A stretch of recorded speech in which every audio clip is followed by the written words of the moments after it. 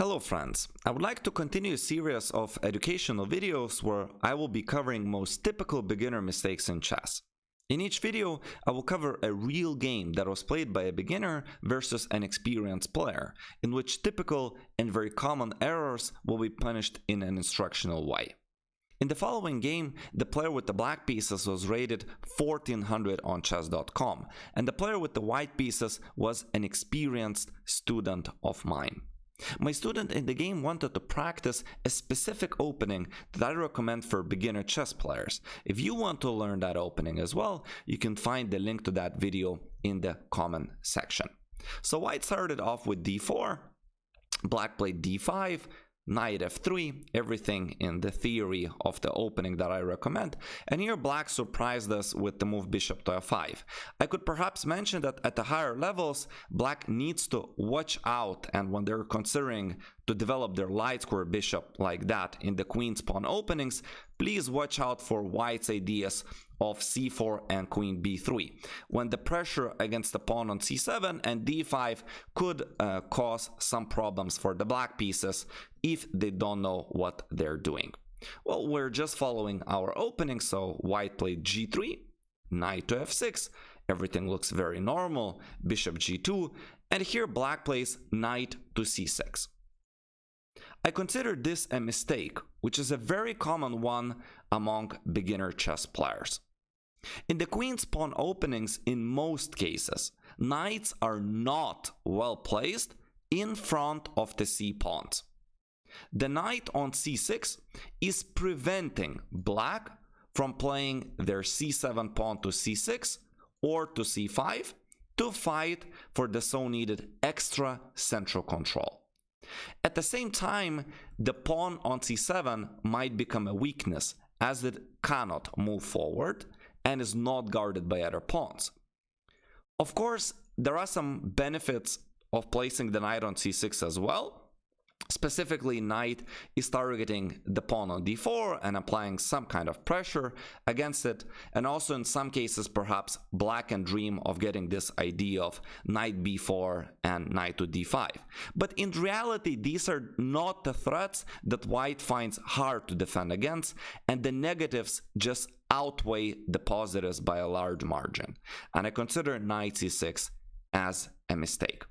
Instead, I would just recommend for black to be playing normally and placing the knight either behind the c-pawn on c6 or on d7.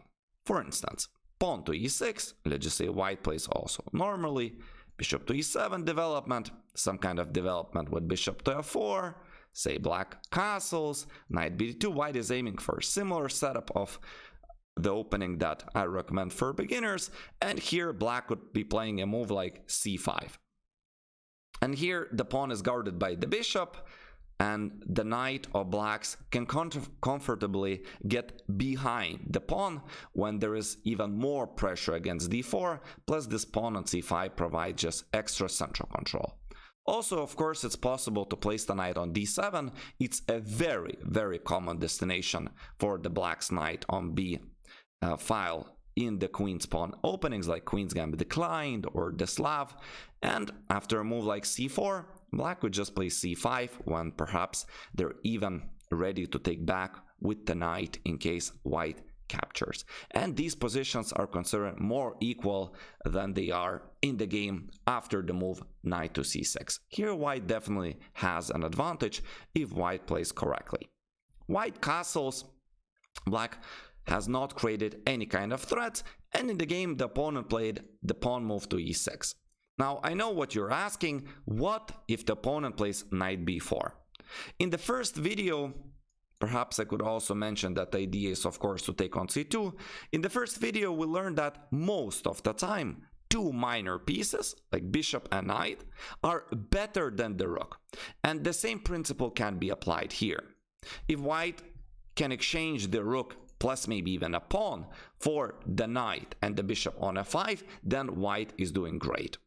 So here it's possible just to play c3, invite black to come to c2, for instance knight to c2, and now white plays a simple idea of knight h4. We want to deflect or remove the defender of the knight, we're just threatening to take the bishop, and subsequently we want to take the knight. So black needs to take the rook on a1. Then we take the bishop on f5. And here, unfortunately for black, this knight cannot escape. So it cannot escape via b3 because of the pawn, and it cannot escape via c2 because of the white's queen wandering here. And white has a very simple plan of, say, playing something like knight a3, bishop to d2, and that knight is going to be collected at the end of the day. And once we do so, we have won 2 pieces for the rook, which, as we learned, is a fantastic outcome for white. If you don't want to deal with anything like that, after knight b4 there is a very simple move of knight a3. We're, for now, protecting the pawn on c2, and after black develops somewhere, for instance e6, we can finally win the tempo back. We play c3, black's knight has to move back, perhaps to c6, and then our pony can go to, say, c2, maybe to e3 into the center, and we play in a very similar fashion with a subsequent c4 to fight for the center. In the game, black played e6. So here white continues, knight bd2, everything the same that we have in the video on this specific opening. Black plays bishop d6. I like this move, just developing pieces. Pawn to c4. So now white has 2 pawns that are fighting for the space advantage. 2 pawns that are controlling territory of opponents, whereas black has only 1. So white can always pinpoint at the board and say, well, I have slightly more space, so I'm slightly bit more better if everything else perhaps is equal. And here I would just expect black to play a normal developing moves. For example, let's say castles, something like b3, and then black just develops with rook to e8, white consolidates with something like bishop to b2, and it's a calm, long game. Both players are trying to solidify their position, and the only problem I see for black in this position perhaps is the knight on c6. If only this pawn was somewhere like on c5, I would say black is almost completely equal, or maybe even completely equal. Instead, our opponent here played a move knight to e4, and I consider this the second mistake in the game. The first one was knight to c6. So black is moving same piece twice to a square where it's really not very stable, and white exploits that by playing the move knight to h4. We're moving the knight to the side of the board, but for a very good reason.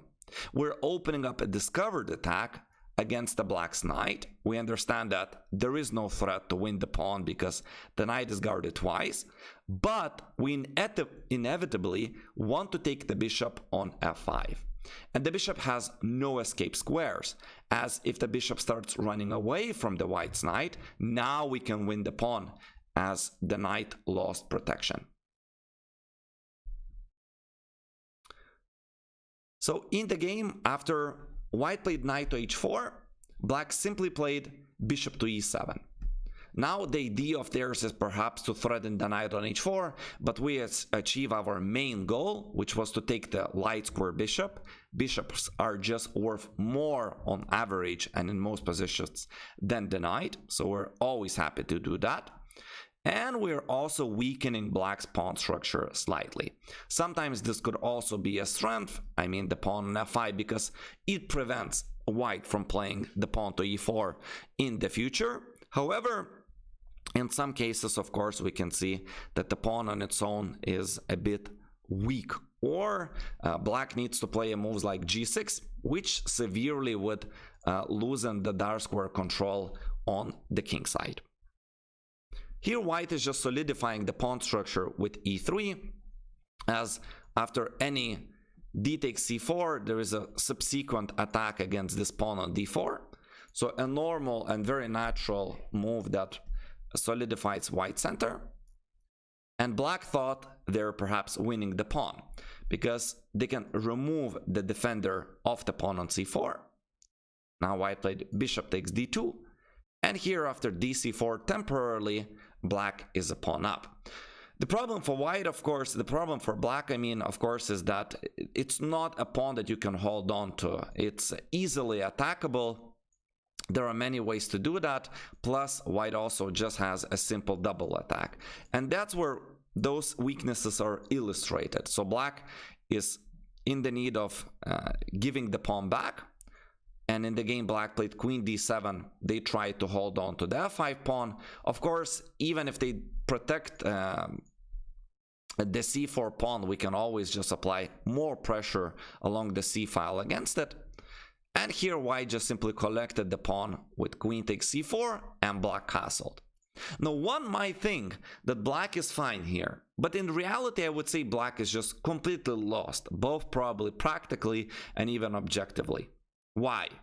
Well, white's activity of the pieces combined with the weak points in black's position is just too much to deal with.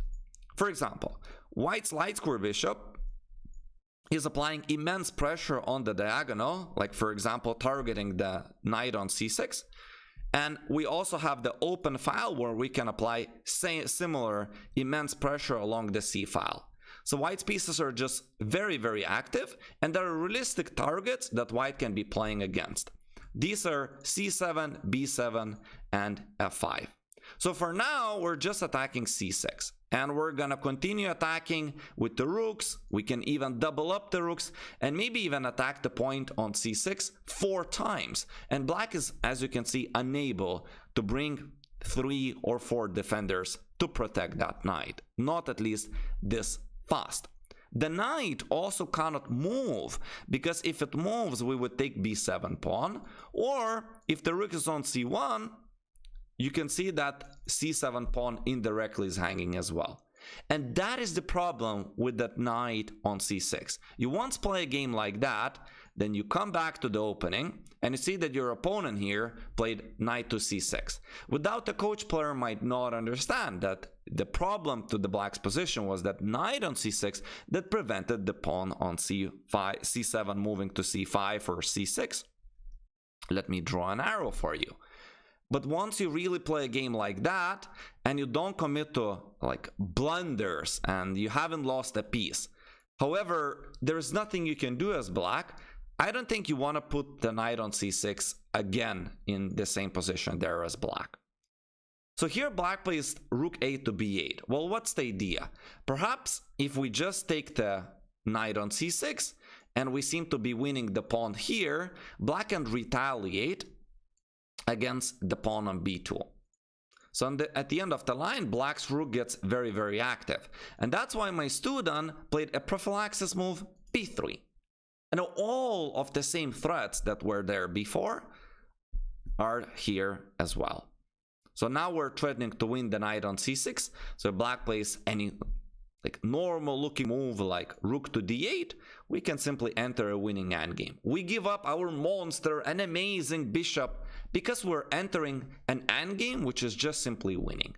For instance, takes, and we continue having a very good position with a lot of pawn up, we're pawn up, and at the same time black has a lot of pawn weaknesses. c7, a7, f5, you can all target them all. We can even play bishop a5 with the pin. It's just amazing position for white. Just not even the pawn that matters the most here. It's the activity of the white's pieces combined to coordination of the white's pieces, and the cherry on the top is that black has so many weak pawns. And in the game, the opponent just blundered.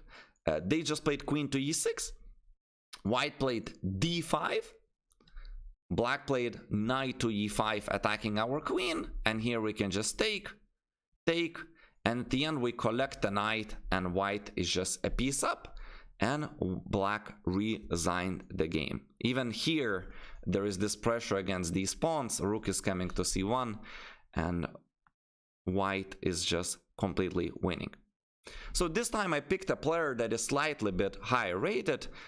Maybe next time I will try to again pick an opponent or a game from my students that is against 1200s. However, I want to do videos for both total beginners and a little bit more advanced beginners in this series. I hope you enjoyed the video. If you did, please subscribe to my chess channel. You can also considering hiring me as your personal online chess coach. My contacts are on the right. That's my full-time job for many, many years. Stay safe, my friends, and continue playing the game. Thank you very much for watching.